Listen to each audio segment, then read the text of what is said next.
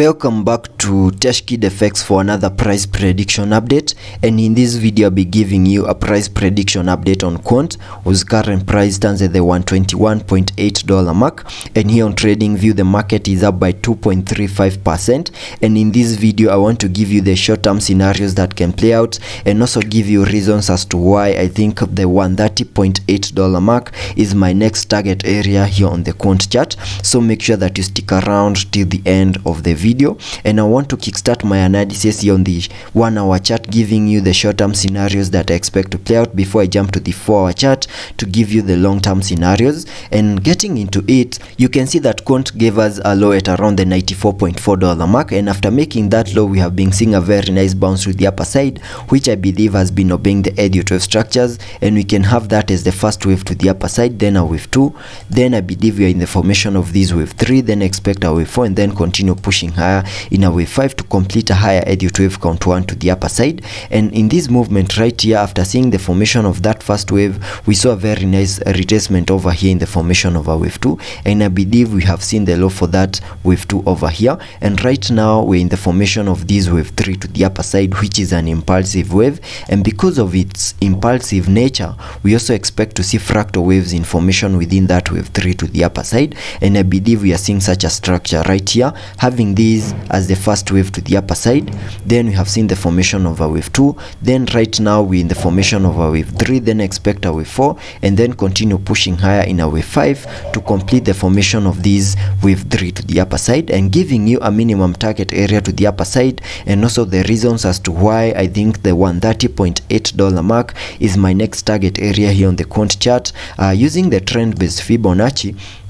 connecting it from the low of this wave 1 of this fractal wave in red, and connecting it to the high of that wave 1, then dragging the fibs to the low of the second wave. That gives me a minimum target area to the upper side at the fib level 1.618, and that perfectly lies at around the $130.1 mark, which is my next target area in this impulsive movement that I expect to play out here in the formation of this wave 3, and that is the reason as to why I'm saying the $130.1 mark is my next target area. And in that movement also we have seen a breakout out of this chart pattern that we had been trading within over here, which is a triangle, and we continued pushing the price of Quant to the apex of the triangle, and yesterday we saw a breakout, and the target area of the breakout is the height of this triangle. So using a trend line we can get that height and then place it over here, and that was giving me a minimum target area back to around the $116 mark, which is a target area that we have fully maximized, and we are now continuing to push even higher. And within this wave 3 also we also expect to see fractal waves in formation within that wave 3, and I believe we are still seeing such a structure right here, having this as the wave 1,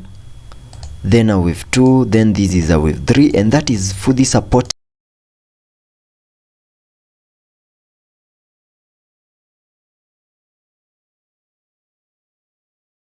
mark, and giving you the short-term scenarios that I expect to play out. That is the long-term scenarios that I expect to play out here on the quantum chart. I'll be doing that here on the 4-hour chart, and getting to the 4-hour chart, after seeing this massive ABC corrective movement, after seeing the all-time high, we made our low at around the $40.7 mark, and after seeing that low we have been seeing a very nice bounce to the upper side in a movement that has been obeying the Elliot wave structures, having that wave 5 of this Elliot wave structure in blue making a high at around the $229 mark, and having seen that movement to the upper side obeying the Elliot wave structure in this fractal wave, we can now name that as a higher Elliot wave count 1, and having seen the movement to the upper side in the formation of a higher Elliot wave count 1, whatever we expect next is a movement to the lower side in the formation of a higher Elliot wave count 2, and I believe that is what we have been seeing over here, making our low at around the $94.4 mark, and that's why we are seeing that movement, that is that impulsive movement on the 1 hour chart